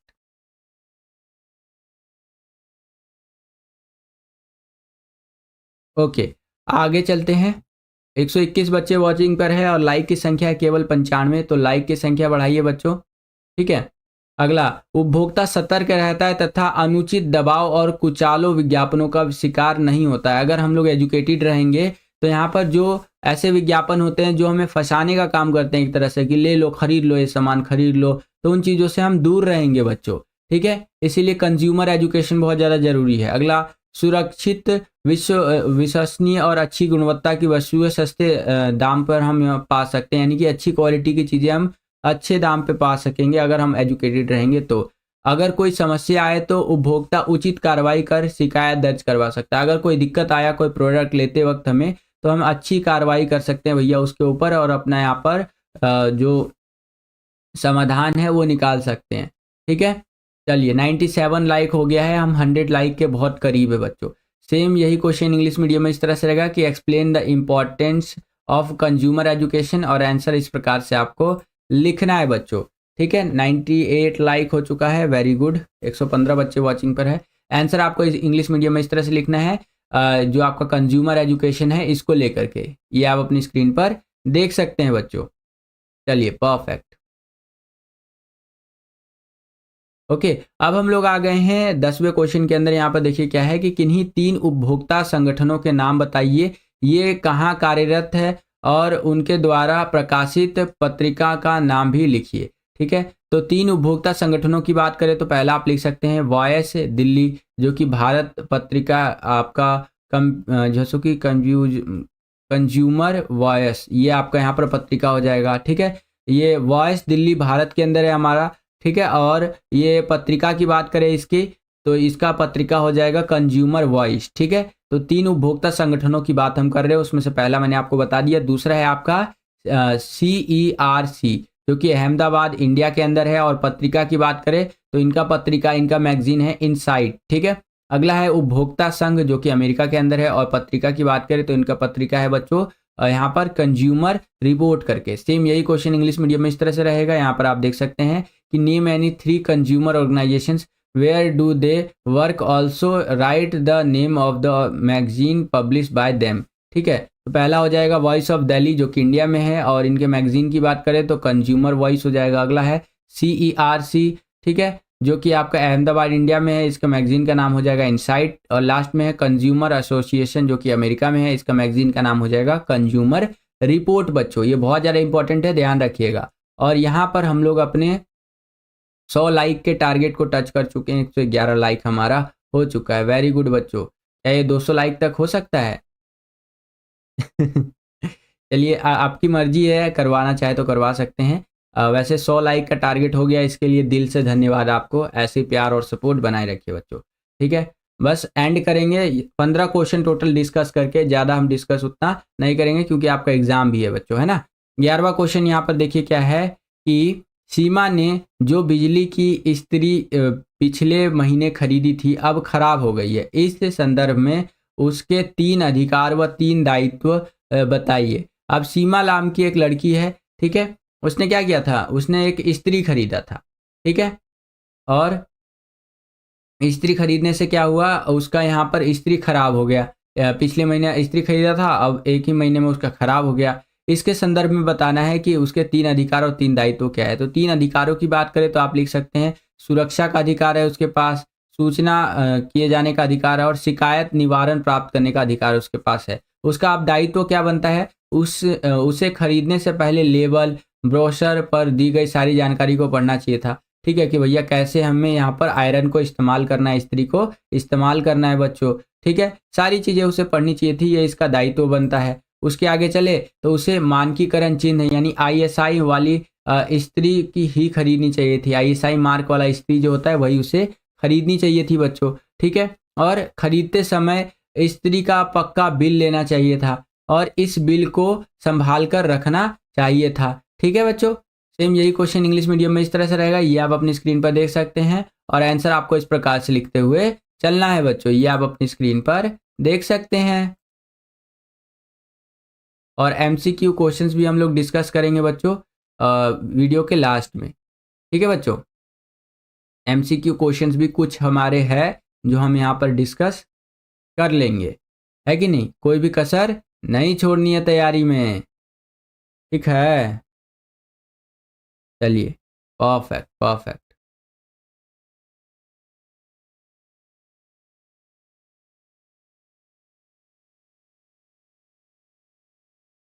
आगे चलते हैं। अगला क्वेश्चन देखिए, 12वां क्वेश्चन क्या है कि विकास संचार की अपेक्षित विशिष्टताएं क्या है। जो विकास संचार होता है बच्चों, इसकी अपेक्षित विशिष्टताएं क्या होती हैं, इसके बारे में आपको बताना है।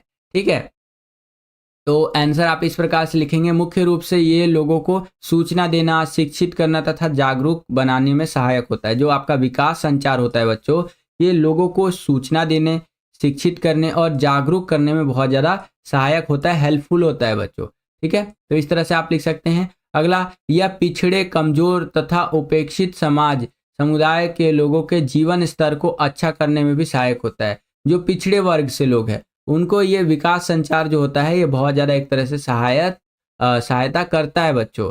ठीक है, ऐसा आप कह सकते हैं।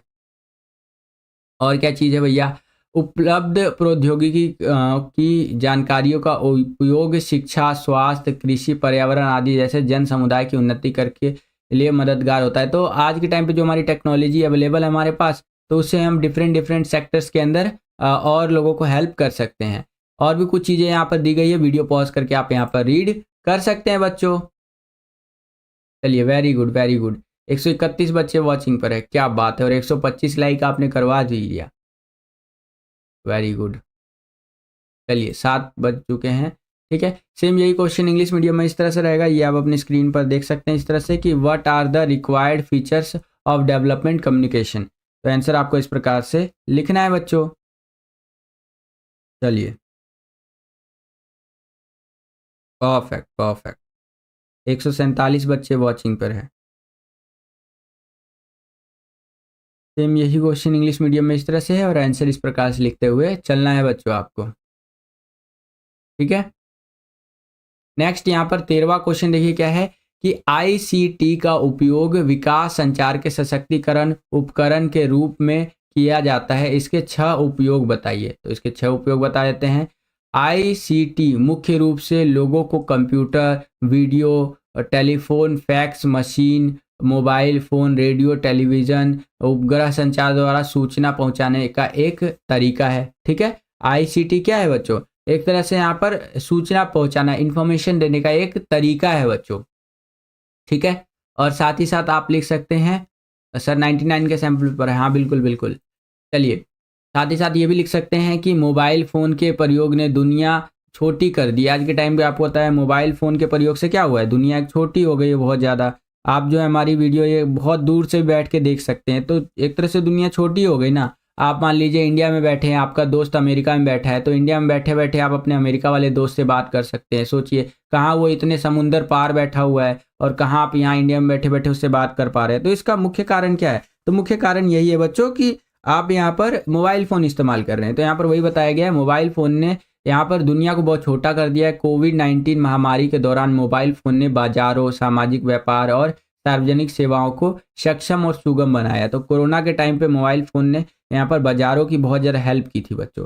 ठीक है, और साथ ही साथ यहाँ पर बताया गया है कि सरकार द्वारा कोरोना की जानकारी सर्वप्रथम मोबाइल फ़ोन के द्वारा ही प्रदान की गई थी। गवर्नमेंट ने कोरोना की जानकारी मोबाइल पर ही दिया था, जैसे कि 2 गज की दूरी, मास्क है ज़रूरी। और अमिताभ बच्चन जी नहीं आ जाते थे, बोलते थे कि भाई और बहनों, हमारा देश कोविड-19 की महामारी से यहाँ पर जूझ रहा है, तो कृपया 2 गज की दूरी बनाए रखें, है कि नहीं, मास्क ज़रूरी है, इस तरह की चीज़ें। तो सरकार ने भी मोबाइल फ़ोन के थ्रू ही यहाँ पर इन्फॉर्मेशन दिया था बच्चों। ठीक है, और आईसीटी के विभिन्न साधनों द्वारा आर्थिक सेवाएं जैसे बैंकिंग, वित्तीय लेन-देन, विपणन और वितरण, रोजगार और सार्वजनिक सेवाओं के प्रयोग को भी आसान किया है। तो आईसीटी के द्वारा अन्य अन्य सेक्टर जो है आपका, चाहे वो लेन-देन का सेक्टर हो या फिर कर्जा लेने का सेक्टर हो, रोजगार का सेक्टर हो, ठीक है, तो इन सबको काफ़ी आसान बनाया है। कुछ और बेसिक बातें यहाँ पर दी गई है, वीडियो पॉज करके आप रीड कर सकते हैं बच्चों। 146 बच्चे वॉचिंग पर है और 139 लाइक है, क्या बात। थैंक यू सो मच बच्चों, आपका बहुत बहुत धन्यवाद। ऐसे ही अपना प्यार और सपोर्ट बनाए रखिए बच्चों। ठीक है, 140 लाइक हो गया। सेम यही क्वेश्चन इंग्लिश मीडियम में इस तरह से रहेगा, ये आप अपनी स्क्रीन पर देख सकते हैं और आंसर आपको इस प्रकार से लिखते हुए चलना है बच्चों। चलिए, परफेक्ट। अगला क्वेश्चन देखते हैं, 14वां क्वेश्चन देखिए, सूचना संचार प्रौद्योगिकी जो आपका सूचना संचार प्रौद्योगिकी है उसके विकास की भावी वाहिका टिप्पणी इस पर आपको करना है। ठीक है, प्रौद्योगिकियां जो है उसकी विकास की भावी वाहिका पर टिप्पणी करना है। तो आंसर इस तरह से आप लिखते हुए चलेंगे, वीडियो पॉज करके आप देख सकते हैं बच्चों कि आज के टाइम पे सूचना, ये सारी टेक्नोलॉजी कितना आगे बढ़ चुकी है। पूरी दुनिया मोबाइल फ़ोन वगैरह का प्रयोग कर रही है। ठीक है, और बहुत ज़्यादा बेनिफिट इसका देखने को मिल रहा है बच्चों। इन्फॉर्मेशन कम्युनिकेशन की बात करें, इसकी टेक्नोलॉजीज़ की बात करें तो बहुत ज़्यादा स्कोप है इसके अंदर। ठीक है बच्चों, परफेक्ट। नेक्स्ट, अब हम लोग आ गए हैं 15वें क्वेश्चन के अंदर। 15वां क्वेश्चन देखिए यहाँ पर क्या है कि समुदाय radio Akashvani all India radio से किस प्रकार भिन्न है। ठीक है, और परफेक्ट परफेक्ट। तो देखिए यहाँ पर बोला गया है कि समुदाय रेडियो आकाशवाणी जो है वो ऑल इंडिया रेडियो AIR इससे किस तरह से अलग है, भिन्न है, आपको बताना है। तो आंसर आप इस प्रकार से लिखेंगे कि सामुदायिक रेडियो आकाशवाणी की तुलना में नया, स्थानीय और इंटरएक्टिव प्रारूप है जो समुदाय के द्वारा समुदाय के लिए और समुदाय के बारे में जो पारंपरिक रेडियो की तुलना में लोगों के माध्यम के रूप में अधिक सफल है। ठीक है, स्थानीय रेडियो स्टेशन की यह नई अवधारणा लाभ के लिए नहीं बनाई गई है। यह समुदाय को गरीब उन्मूलन, लैंगिक असमानता, स्वास्थ्य, स्वच्छता आदि को कम करने में सक्षम बनाता है तथा संभावित स्तरों पर सार्वजनिक भागीदारी सुनिश्चित करता है। जबकि आकाशवाणी अथवा ऑल इंडिया रेडियो सरकार द्वारा चलाई जा रही यहाँ पर राष्ट्रीय चीज़ों के ऊपर ध्यान देते हैं कि नहीं। तो ये जो होता है एक स्थानीय रेडियो वाला स्टेशन वो लोकल लेवल की बातें करता है। ठीक है, और आपका जो आकाशवाणी होता है वो नेशनल लेवल की बातें करता है बच्चों, ध्यान रखिएगा। ठीक है, चलिए, सेम यही क्वेश्चन इंग्लिश मीडियम में इस तरह से रहेगा, ये आप अपनी स्क्रीन पर देख सकते हैं और आंसर आपको इस प्रकार से लिखते हुए चलना है। अब हम लोग ना MCQ डिस्कस कर लेते हैं बच्चों। 15 क्वेश्चन हमारे हो गए यहाँ पर। अब मैं देखता हूँ कि आप में से कितने बच्चे MCQ का जवाब दे पाएंगे। यहाँ पर मैं MCQ वाला यहाँ पर जो PDF है ओपन कर लेता हूँ। चलिए, तो ये आ गए हम लोग MCQ पर। पहला क्वेश्चन है कि प्रतिकूल परिस्थितियों में, यहाँ पर देखिए पहला क्वेश्चन है, अब एक एक करके जवाब देते चलिएगा बच्चों कि प्रतिकूल परिस्थितियों में रहने वाली या फिर विद्यालय छोड़ चुकी लड़कियों के लिए सर्व शिक्षा अभियान के तहत कौन सी योजना चलाई गई है, बताइए। इनके लिए सर्व शिक्षा अभियान के तहत कौन सी योजना यहाँ पर चलाई गई है, कौन सा बच्चा बताएगा।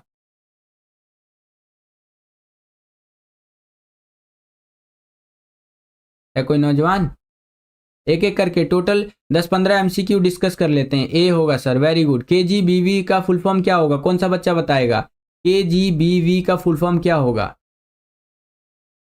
इसका फुल फॉर्म जो बच्चा बताएगा उसके लिए मैं क्लैप करूंगा एक बारी। है कोई नौजवान? सर ऑप्शन नंबर ए होगा, वेरी गुड वेरी गुड। बताइए इसका फुल फॉर्म क्या होगा। देखिए जरा कौन सा बच्चा यहाँ पर इसका फुल फॉर्म बताता है। उसके लिए क्लैप करूंगा मैं, जो भी बच्चा यहाँ पर फुल फॉर्म इसका बताएगा। KGBV, ये देखें देखें, हाँ, कशिश, कस्तूरबा गांधी बालिका, वेरी गुड वेरी गुड, बहुत अच्छा प्रयास। कशिश के लिए जोरदार तालियां बच्चों। ठीक है, आयशा ने लिखा है यहाँ पर कि Kasturba Gandhi Balika Vidyalaya, very good very good, बहुत सारे बच्चे आंसर लिख रहे हैं यहाँ पर, सभी के लिए जोरदार तालियां। खान गर्ल हो गई, ठीक है, व्लॉग ही व्लॉग हो गए हमारे, तो इस तरह से सभी ने बहुत अच्छा लिखा है। शंकर चौधरी हो गए, इकरा जिया जी हो गई, ठीक है, तो सभी ने बहुत अच्छा प्रयास किया है। चलिए, तो यहाँ पर आपका करेक्ट आंसर हो जाएगा जो KGBV है, ये करेक्ट आंसर हो जाएगा बच्चों। ठीक है, चलिए, सेम यही क्वेश्चन इंग्लिश मीडियम में इस तरह से रहेगा, यहाँ पर आप देख सकते हैं, और ए वाला जो आपका ऑप्शन है करेक्ट आंसर हो जाएगा। अगला क्वेश्चन देखिए यहाँ पर क्या है, यह चित्र किस रोग को दर्शाता है और यह किस तत्वों की कमी की वजह से होता है। तो यह जो रोग है बच्चों, ये आपका सूखा रोग है और यह प्रोटीन की कमी की वजह से होता है। यहाँ पर देख सकते हैं ना, एक बच्चा आपको दिख रहा होगा इस तरह से, जो कि एक रोग से पीड़ित है। तो ये सूखा रोग होता है बच्चों। कौन सा रोग होता है? सूखा रोग इसे बोला जाता है बच्चों। ठीक है, आशा करता हूँ कि आपको समझ में आया होगा। आगे चलते हैं, सेम यही क्वेश्चन इंग्लिश मीडियम में इस तरह से रहेगा, यहाँ पर आप देख सकते हैं, और यहाँ पर आंसर हो जाएगा this is caused due to deficiency of protein. Protein की कमी की वजह से ये होता है बच्चों, यहाँ पर बताया गया होगा। हाँ, प्रोटीन की कमी की वजह से होता है। आगे चलते हैं, अगला क्वेश्चन देखिए यहाँ पर क्या है कि फैक्ट्री नियम की धारा 48 के अनुसार क्या होता है, किसी भी उद्योग में 30 से अधिक महिलाएं होने पर शिशु सदन की व्यवस्था होना अनिवार्य होता है। तो क वाला विकल्प आपका बिल्कुल सही उत्तर हो जाएगा। सेम यही क्वेश्चन इंग्लिश मीडियम में इस तरह से रहेगा, according to section 48 of the factories act. तो इसके अंदर ये होता है कि क्रैच होना मैंडेटरी होता है जब यहाँ पर किसी इंडस्ट्री के अंदर 30 वुमेन से ज़्यादा काम करती हैं। तो इसके आगे चलते हैं, अगला क्वेश्चन यहाँ पर देखिए बच्चों क्या है कि भारत का संविधान का डैश अनुच्छेद किसी भी रोजगार में नागरिकों को समानता की गारंटी देता है। तो हमारा 16 फर्स्ट जो है, ये वाला जो अनुच्छेद है, आर्टिकल है, ये किसी भी रोजगार के अंदर समानता की गारंटी देता है नागरिकों के बीच में। ठीक है बच्चों, चलिए सेम यही क्वेश्चन इंग्लिश मीडियम में इस तरह से रहेगा और ए वाला ऑप्शन आपका करेक्ट आंसर हो जाएगा बच्चों। Okay, perfect perfect. चलिए 135 बच्चे वॉचिंग पर है और लाइक की संख्या है 157। Very good. अगला क्वेश्चन देखिए बच्चों यहाँ पर क्या है हमारा कि भारत में पोषण से संबंधित समस्या कौन सी है। कौन सा बच्चा बताएगा? प्रोटीन ऊर्जा कुपोषण है, मलेरिया है, क्षय रोग है या कैंसर है? बताइए, भारत में पोषण से संबंधित समस्या कौन सी है कोई नौजवान जो बता सके इसका करेक्ट आंसर? मैं यहाँ पर देखता हूँ कौन सा बच्चा बताएगा इसका। क ख ग घ, कौन सा बच्चा बताएगा? ए होगा। Very good very good. Protein ऊर्जा कुपोषण, ये भारत के अंदर पोषण से संबंधित समस्या है बच्चों। ओके, आगे चलते हैं। सेम यही क्वेश्चन इंग्लिश मीडियम में इस तरह से रहेगा कि which of these is a nutritional problem in India. तो आपका प्रोटीन, एनर्जी, मैल न्यूट्रिशन करेक्ट आंसर हो जाएगा। आगे चलते हैं, अगला क्वेश्चन देखिए, जब रक्त में हीमोग्लोबिन की मात्रा कम हो जाती है तब कौन सी बीमारी होती है? तब अरक्तता यानी एनीमिया हो जाता है बच्चों। ठीक है, सेम यही क्वेश्चन इंग्लिश मीडियम में इस तरह से रहेगा, name the condition that occur when there is low level of hemoglobin in आपका ब्लड। तो आपका एनीमिया जो है ये करेक्ट आंसर हो जाएगा बच्चों, ऑप्शन नंबर बी बच्चों। ठीक है, चलिए ये वाला क्वेश्चन आप देख लीजिए इस तरह से। अगला क्वेश्चन देखिए यहाँ पर बच्चों क्या है कि सूक्ष्म पोषक तत्वों की कमी को कहा जाता है। तो सूक्ष्म पोषक तत्वों की कमी को हिडन हंगर यानी छिपी हुई भूख कहा जाता है बच्चों। तो यहाँ पर ख वाला विकल्प आपका बिल्कुल सही उत्तर हो जाएगा। ठीक है, चलिए सेम यही क्वेश्चन इंग्लिश मीडियम में इस तरह से रहेगा। यहाँ पर आप देख सकते हैं, micro nutrient deficiencies are referred as hidden hunger. तो जो आपका बी वाला ऑप्शन है ये करेक्ट आंसर हो जाएगा।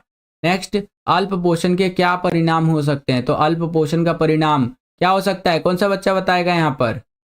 अल्प पोषण का परिणाम, अगर किसी को अल्प पोषण मिल रहा है, इंग्लिश में बोलूँ तो यहाँ पर आपका अंडर न्यूट्रिशन मिल रहा है किसी को, तो उसका क्या परिणाम हो सकता है? कुपोषण हो सकता है, अक्षमता हो सकता है, मोटापा या फिर मधुमेह हो सकता है। सर बी होगा। अक्षमता नहीं, अक्षमता नहीं होगा। अरे साहिल, अरे गुरुजी सुबह सुबह ही लाइव आ गए। हाँ बिल्कुल बिल्कुल, आज सुबह सुबह लाइव आ गए, आपका पेपर है ना इसीलिए। 171 बच्चे वॉचिंग पर है और लाइक की संख्या है 167। तो ये बहुत हम नियर अबाउट है 200 लाइक्स के, तो आप 200 लाइक भी करवा सकते हैं तो करवा दीजिएगा, बहुत अच्छी बात रहेगी, है कि नहीं। चलिए, तो यहाँ पर आपका ए ऑप्शन जो है कुपोषण, ये करेक्ट आंसर हो जाएगा। अगर अल्प पोषण मिल रहा है, कम पोषण मिल रहा है तो कुपोषण करेक्ट आंसर हो जाएगा, कुपोषण का शिकार हो जाएगा व्यक्ति। ठीक है, मैल न्यूट्रिशन यहाँ पर करेक्ट आंसर हो जाएगा बच्चों। नेक्स्ट, निम्नलिखित में वाक्यों में से कौन सा कथन गलत है? तो राष्ट्रीय पोषण नीति वर्ष 1998 में अपनाई गई थी, ये गलत है। ठीक है, जो आपका नेशनल न्यूट्रिशनल पॉलिसी है वो अडॉप्ट किया गया था 1998 में, ये गलत है बच्चों। ठीक है, ये आपका जहाँ तक है 2000 भारत सरकार ने राष्ट्रीय पोषण नीति जो है उसको 1993 में अपनाया था, 1993 में अपनाया था बच्चों। ठीक है, 1993 यहाँ पर करेक्ट हो जाएगा। चलिए, और प्रधानमंत्री जी ने 2018 में शुरू किया, ये भी यहाँ पर गूगल की तरफ से बता रहा है। तो देखिए इन दोनों में से कोई एक हो सकता है, आप करेक्ट आंसर बता सकते हैं। वैसे जहाँ तक मुझे लगता है, मैं एक बार चेक कर लेता हूँ कंफर्मेशन के लिए, क्योंकि थोड़ा सा मुझे डाउट था इसलिए मैंने चेक किया।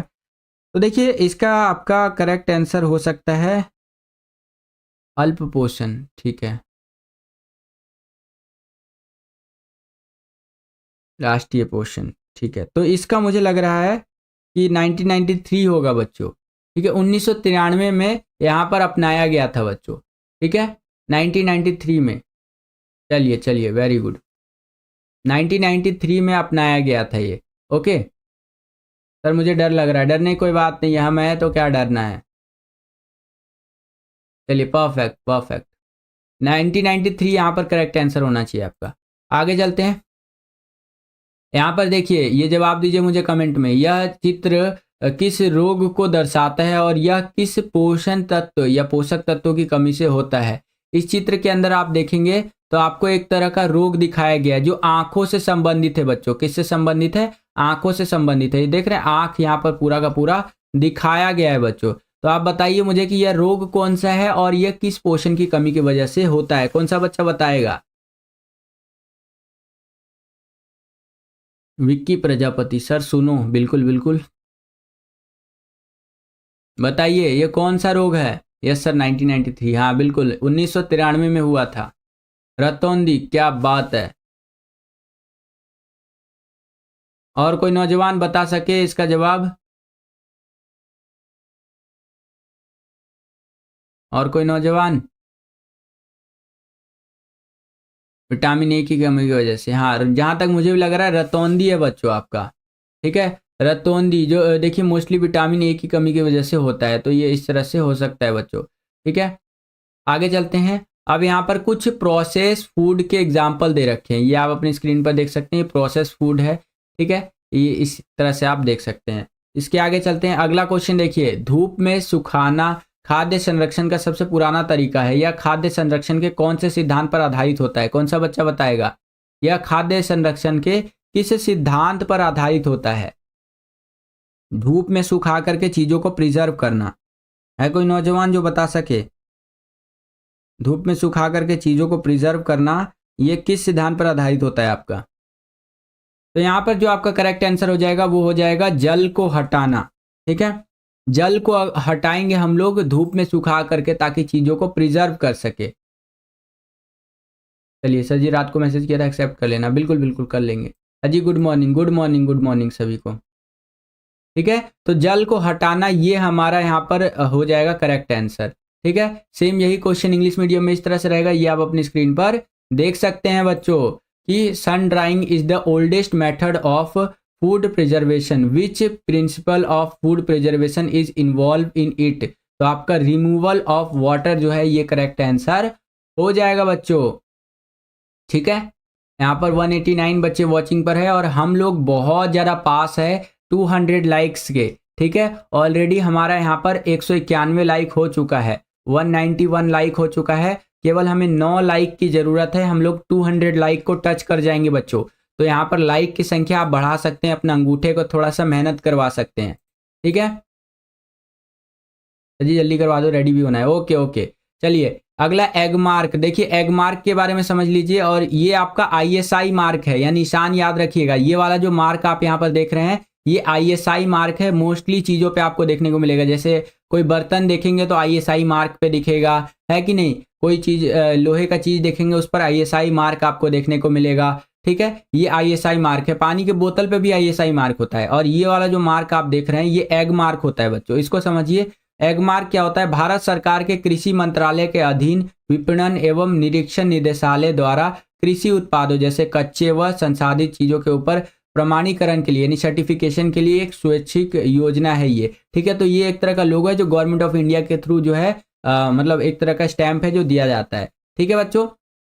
और इस तरह से आप लिख सकते हैं। ओके बच्चों, चलिए सेम यही क्वेश्चन सेम यही चीज़ मतलब इंग्लिश मीडियम में इस तरह से रहेगा, ये आप अपनी स्क्रीन पर देख सकते हैं और आंसर आप यहाँ पर देख सकते हैं। इसके आगे चलते हैं। FSSAI के बारे में थोड़ा सा देख लीजिए। फूड सेफ्टी इस तरह से करके इसका फुल फॉर्म होगा FSSAI का, ठीक है। मैं फुल फॉर्म भी बता देता हूँ यहाँ पर, याद रखिएगा FSSAI के बारे में।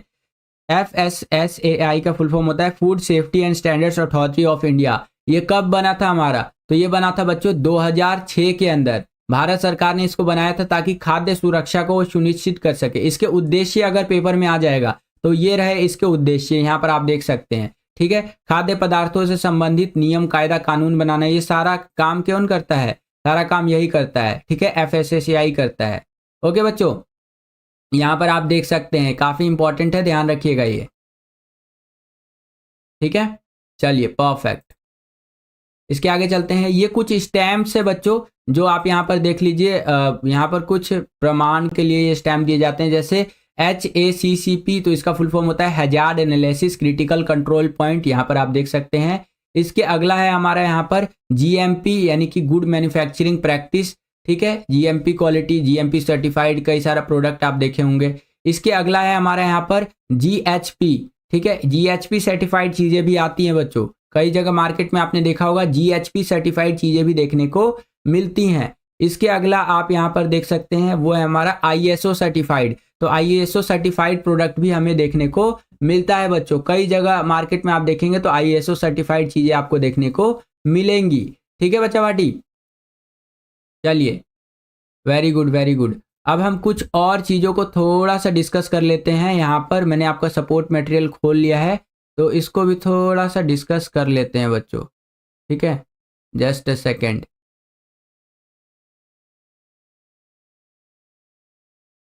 ओके, तो आई थिंक आपको दिख रहा होगा यहाँ पर आपका सपोर्ट मटेरियल।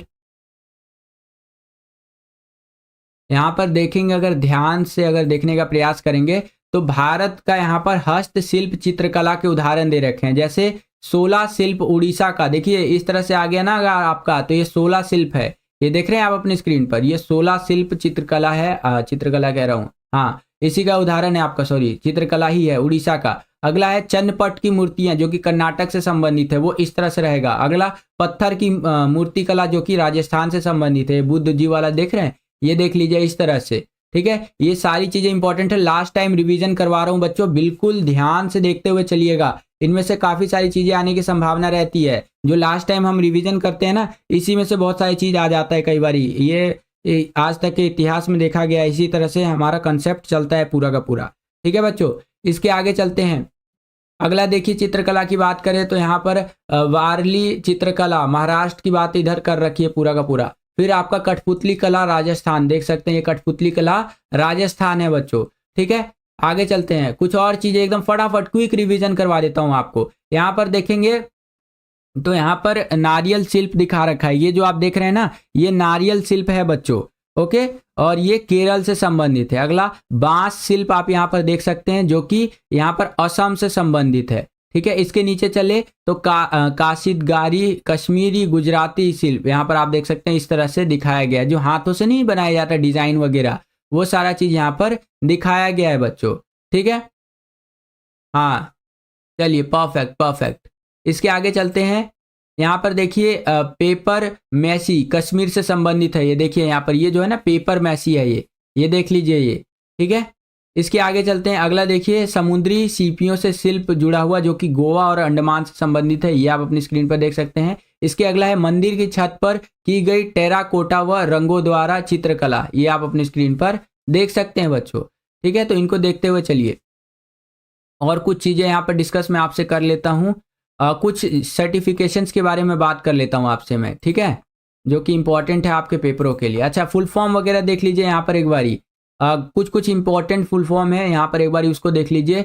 जैसे अगर मैं BPL की बात करूँ तो बिलो पॉवर्टी लाइन यानी गरीबी रेखा के नीचे आ जाता है। और अगर मैं आपको दिखाऊं तो ILO इंटरनेशनल लेबर ऑर्गेनाइजेशन, और जिसको हिंदी में आप अंतर्राष्ट्रीय श्रम संगठन भी कहते हैं। KGBV कस्तूरबा गांधी बालिका विद्यालय, और आपका BBP, ठीक है, BBBP बेटी बचाओ बेटी पढ़ाओ। ठीक है बच्चों, तो इस तरह से आप यहाँ पर देख सकते हैं कुछ इंपॉर्टेंट फुल फॉर्म यहाँ पर बताए गए हैं बच्चों। चलिए, ऑलमोस्ट हमारा 1 घंटा हो चुका है और लगभग हमने कई सारी चीजें यहाँ पर डिस्कस कर ली है। 1-2 चीजें और डिस्कस करते हैं, फिर एंड करते हैं लाइव को, फिर आप अपना एग्जाम देने जाइएगा अच्छी तरीके से। ठीक है, ऑलमोस्ट हमारा रिवीजन कंप्लीट हो चुका है। यहाँ पर 1-2 चीज़ों को और डिस्कस कर लेते हैं, देन हम लोग यहाँ पर लाइव एंड करेंगे। ठीक है, एक दो चीज़ें जो लास्ट ईयर भी मैंने डिस्कस की थी वो इस साल भी डिस्कस कर ही लेता हूँ, क्योंकि ये पेपर में आ जाता है कई बारी, है कि नहीं बच्चों? ये देखिए, ये नरम मंदु आहार के उदाहरण हैं, जैसे खिचड़ी की साबूदाने की खीर हो गई, खिचड़ी हो गया, ये नरम खाना होता है। ठीक है, इस तरह से यहाँ पर आप देख सकते हैं तैयार मंदु आहार के बता रखा है यहाँ पर बारे में। ओके, ये देख लीजिए, भोजन देने के तरीकों की अगर बात करें, ये बहुत इंपॉर्टेंट है बच्चों, इसको स्किप मत कीजिएगा, ये बहुत ज़्यादा इंपॉर्टेंट है, पेपर में आने का संभावना रहता है। व्यक्ति को भोजन कैसे कैसे दिया जाता है, पेशेंट जो होता है उसको यहाँ पर भोजन कैसे कैसे यहाँ पर दिया जाता है। तो मुंह के द्वारा भोजन खिलाया जा सकता है, ये बेस्ट तरीका है सबसे भैया, सीधा मुंह से खिला दीजिए, भगवान ने हमें ऐसे ही बनाया है ताकि हम मुंह से खाए खाना, है कि नहीं? और उसके बाद संपूर्ण भोजन नली के द्वारा यहाँ पर खाना दिया जा सकता है, इस तरह से भोजन नली के द्वारा यहाँ पर खाना दिया जा सकता है। अंतःशिरा द्वारा दिया जा सकता है, या आप देख सकते हैं हाथ में इस तरह से लगा करके ऐसे लिया जा सकता है कि नहीं? तो ये भोजन देने के तरीके हैं बच्चों। चलिए परफेक्ट। यहाँ पर HIV एड्स वगैरह का फुल फॉर्म बता रखा है। चलिए आगे चलते हैं हम लोग। ठीक है, ये जो घोल आप देख रहे हैं बच्चों, ये ORS का घोल है। ठीक है, और ये चिकित्सीय खाद्य पदार्थ के अंतर्गत आता है। इसके अगला, यहाँ पर जो खाना दिया जा रहा है रोगी को, ये मुंह से खाना दिया जा रहा है। ठीक है, चलिए वो GMP सर्टिफिकेशन वाला एक बार और देख लेते हैं, फिर एंड करेंगे हम लोग यहाँ पर। ठीक है बच्चों, चलिए चलिए परफेक्ट। अच्छा, इसका आंसर जब तक बताइए मुझे आप कमेंट में कि चित्र को पहचानिए और बताइए कि यह रोगी को भोजन किस प्रकार दिया जा रहा है। ठीक है, यहाँ पर रोगी को भोजन कैसे दिया जा रहा है, कौन सा बच्चा बताएगा? यहाँ पर जो रोगी को भोजन दिया जा रहा है वो कैसे दिया जा रहा है, बताइए मुझे। आगे चलते हैं। ठीक है, यहाँ पर देख लीजिए, पोषण से संबंधित जो समस्याएं आ जाती है उसके बारे में यहाँ पर बताया गया है बच्चों। ठीक है, जैसे ये देख सकते हैं इस तरह से आपका आ जाता है कि नहीं, रतौंधी, देखिए ये हम जो बात कर रहे थे ना, ये रतौंधी है। अच्छा, पोषण से संबंधित समस्या में गलगंड आ जाता है। ठीक, अरक्तता एनीमिया आ जाता है, जिसमें रक्त की कमी हो जाती है बॉडी के अंदर। ठीक है, चलिए आगे चलते हैं, कुछ और चीज़ें अगर होंगी तो वो भी देख लेते हैं। परफेक्ट। अच्छा, यहाँ पे मैंने एक चीज़ देखा अभी। हाँ, भारत सरकार ने कुपोषण की समस्या को दूर करने के लिए कौन सी नीति अपनाई? तो भारत सरकार ने राष्ट्रीय पोषण नीति NNP, ठीक है, नेशनल न्यूट्रिशन पॉलिसी होगा, तो ये अपनाया था। ठीक है बच्चों, चलिए आगे चलते हैं। वो मुझे सर्टिफिकेशन वाला एक बार ही मिल जाए ना, जिसके अंदर कई सारे मार्क्स दे रखे हैं, है कि नहीं? तो उसको भी एक बार ही देख लेंगे, एक बारी वो भी देख ही लेते हैं, जहाँ पे भी मिल जाएगा इंपॉर्टेंट जो भी लगेगा बच्चों वो सारा डिस्कस करूँगा। ऑलमोस्ट 8 बजे तक हम अपना लाइव एंड कर देंगे। ठीक है, 8 बजे से पहले ही एंड हो जाएगा, कोई बड़ी बात नहीं है। जो जो इंपॉर्टेंट लग रहा है क्विक रिवीजन लास्ट टाइम पे करवाता चल रहा हूँ, और यही देखा जाता है कि लास्ट टाइम पे जो हम रिवाइज करते हैं वही आ जाता है पेपर में। ठीक है, ऐसी संभावना बनी रहती है बहुत ज़्यादा। ठीक है, तो यहाँ पर देखिए खाद्य गुणवत्ता की बात कर रखा है, और देखिए खाद्य सुरक्षा को सुनिश्चित करने के लिए ध्यान देने योग्य बातें, अगर आपको अपना फूड का क्वालिटी इंश्योर करना है तो कुछ चीज़ों आपको ध्यान देना पड़ेगा, जैसे कच्चे माल और जल की गुणवत्ता अच्छी है कि नहीं, परिसर में जो कर्मचारी है और भंडारण जो हो रहा है वो अच्छे है कि नहीं है, उपयुक्त ताप पर खाद्य का भंडारण किया जा रहा है, बेहतर सेवा का तरीके, खाद्य विज्ञान हो गया, इन सब चीज़ों का ध्यान आपको देना पड़ेगा। ठीक है, यहाँ पर देखिए ये मैंने मार्क्स आपको बताया था, और आपको बता रखा ISI मार्क, यह मार्क जो है भारत मानक ब्यूरो BIS द्वारा दिया जाता है। ठीक है, इस चिन्ह के प्रयोग का लाइसेंस लेने के लिए उत्पादकों को BSI की कुछ शर्तों को पूरा करना होता है। ISI मार्क कुछ उत्पादों के उदाहरण, बिजली के उपकरण जो होते हैं, पानी का बोतल जो होता है, कॉफ़ी जो होता है, शिशु आहार जो होता है, इसके ऊपर आपको ISI मार्क देखने को मिलता है बच्चों। और एग मार्क आपको बेसन, आटा, अनाज, मसाले, घी, शहद, इन पर देखने को मिलता है बच्चों, एग मार्क। ठीक है बच्चों, चलिए परफेक्ट।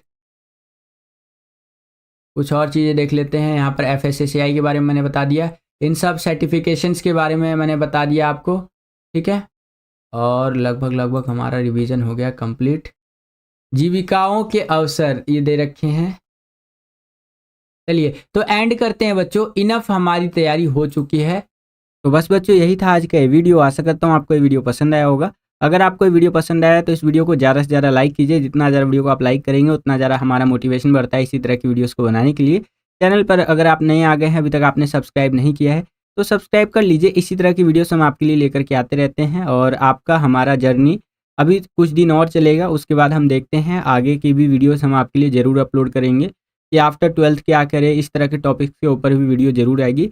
और मैं मतलब पूरा कोशिश करूँगा। सब्सक्राइब करने के बाद आपको बेल आइकन पे क्लिक करके ऑल पे क्लिक करके रखना है, जिससे कि जो भी हम नया वीडियो अपलोड करें या नया लाइव क्लास अपलोड करें उसका नोटिफिकेशन सबसे पहले आपके फ़ोन पर आ जाया करे। बाकी आप सभी को all the best. Mostly home science जो होता है वो लड़कियों के पास ही होता है, कुछ लड़के होते हैं उनके पास भी होम साइंस होता है। तो आप सभी स्टूडेंट्स को आज के एग्ज़ाम के लिए ऑल द बेस्ट। अच्छे से पेपर देना, डरना बिल्कुल भी नहीं है। लास्ट एग्ज़ाम में हमारा तो अच्छा ही जाएगा, पेपर अच्छा आएगा और अच्छे से आपको अटेंड करके आना है, ठीक है। All the best. जय हिंद, वंदे मातरम।